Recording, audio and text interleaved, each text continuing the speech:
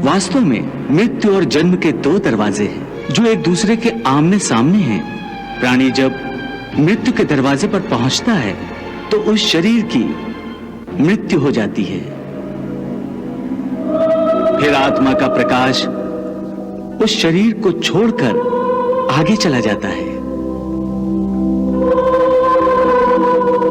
और फिर वो प्रकाश नए जन्म के दरवाजे में प्रवेश करता है, जहां जीवात्मा को फिर से एक नया शरीर प्राप्त हो जाता है और वहां से उसके नए जन्म की नई यात्रा शुरू हो जाती है।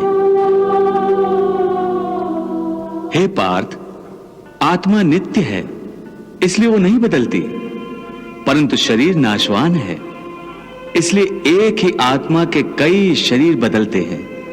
इसलिए हर नए जन्म में वो नए नए शरीर धारण करता रहता है।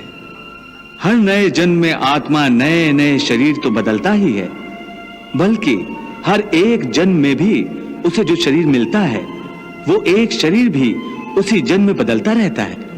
ये बात मेरी समझ में नहीं आई केशव, क्योंकि एक जन्म में तो प्राणी को एक ही शरीर मिलता है। नहीं, एक नहीं, अनेक शरीर मिलते हैं एक ही जन्म में। मैं अब भी नहीं समझा प्रभु। मैं समझाता हूं। याद करो अपना बचपन। उस समय अर्जुन का शरीर कैसा था? एक बालक का। और आज वो शरीर कहां है? वो शरीर तो बदल गया इस शरीर में। अर्थात वो शरीर नहीं रहा। आज तुम्हें एक युवक का शरीर मिला है।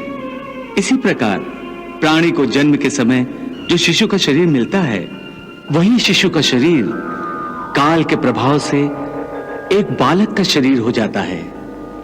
फिर वो किशोर अवस्था में आता है, फिर एक जवान पुरुष का शरीर बनता है, फिर अधेड़ उम्र का, फिर बूढ़े का रूप लेकर